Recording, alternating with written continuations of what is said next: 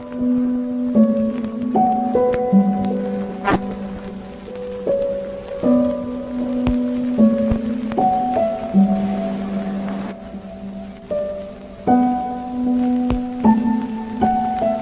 morning, afternoon, and evening, and welcome to the Mayoral meeting, the opening event of Cities Against COVID-19 Global Summit 2020.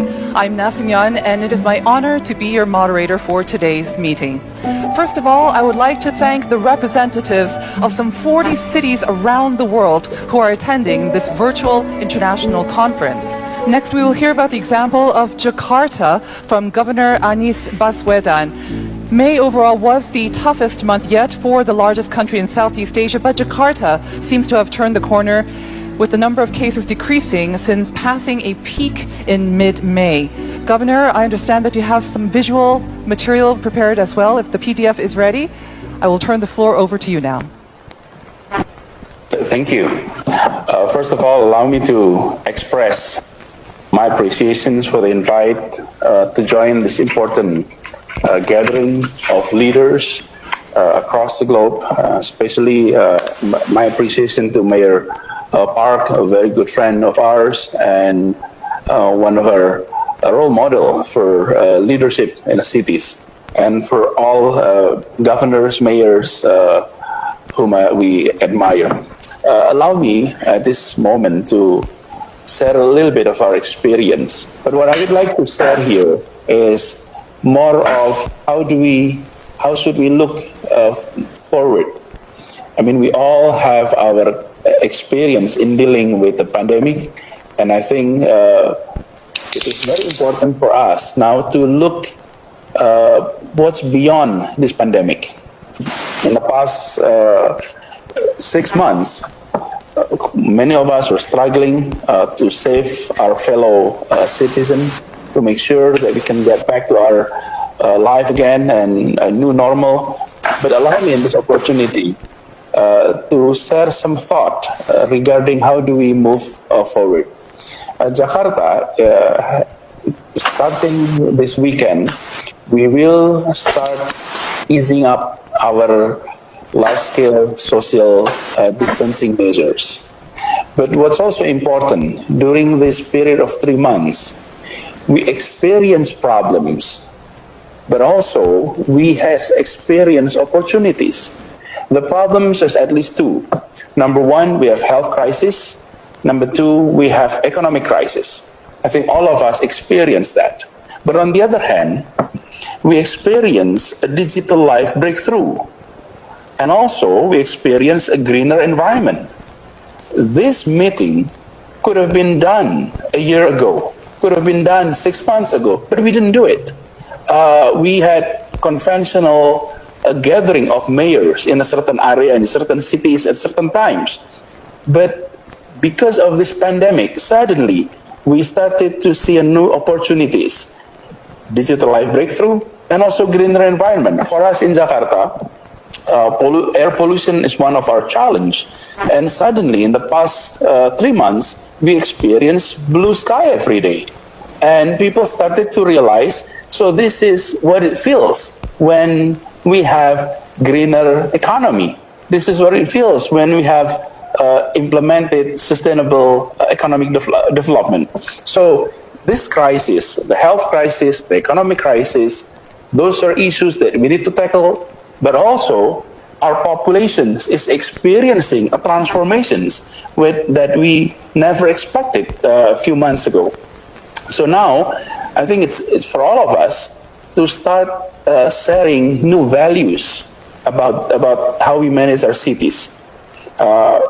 In the past, for example, in a developing country like ours, a megapolitan like Jakarta, we were developed through car-oriented development, minimum public transport. And then we transform ourselves from car-oriented development into transit-oriented development. We built public transport, we built stations, we built properties surrounding the station. So transit-oriented development is our approach.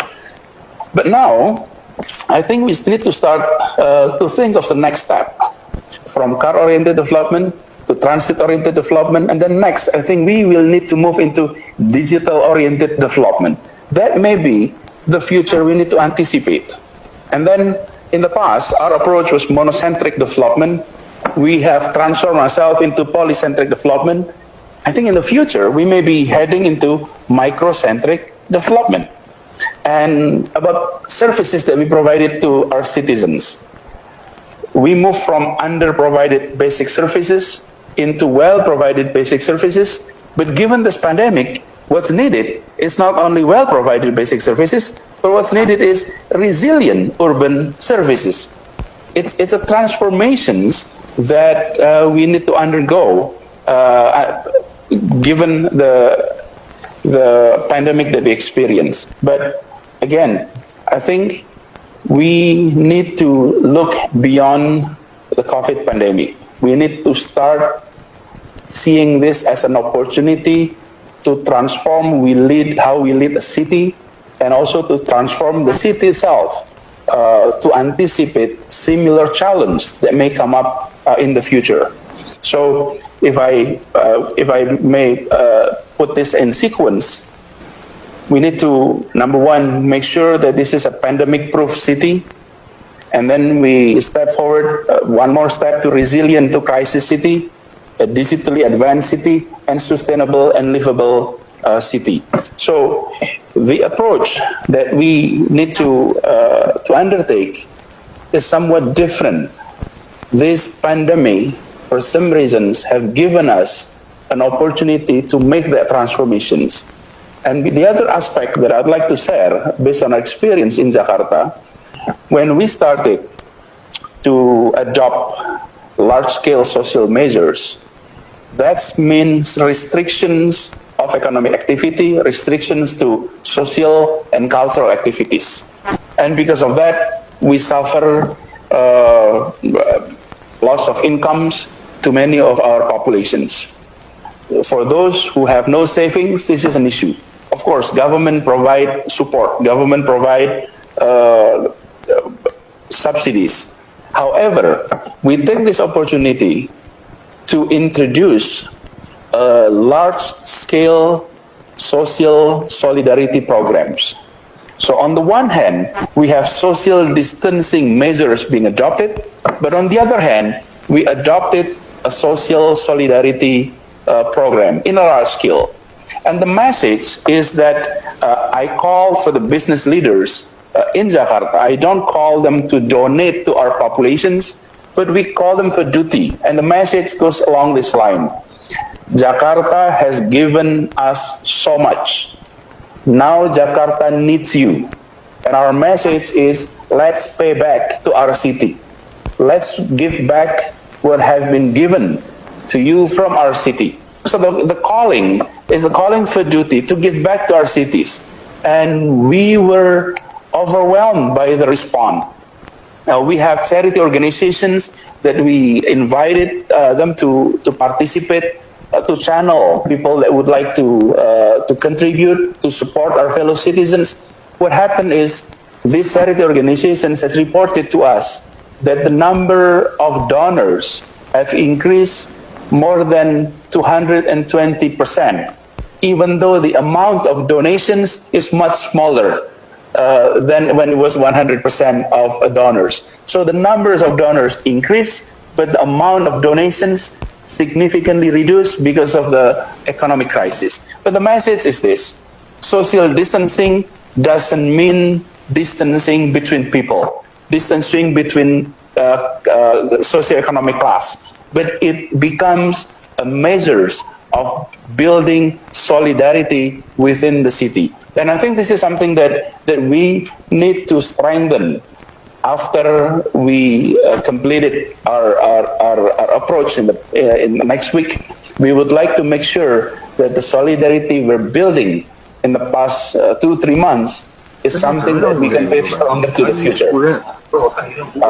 So those are some of our experience. If I may summarize, this has been a crisis of health and crisis of economic, but also provided us with opportunity to transform our city, to transform our leadership, and we need to look toward the futures where digital-oriented development may be the way to the future.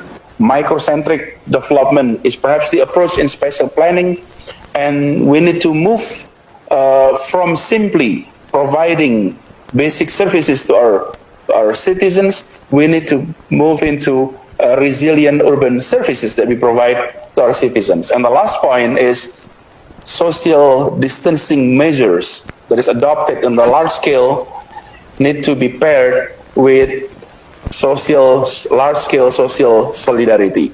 If that is able to be done, I think we will be seeing a better cities, a stronger cities, not only for us who have experienced this pandemic, but also to all cities across the globe.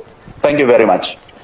Thank you very much for sharing Jakarta's experience and also for summarizing your presentation. Thank you very much, Governor.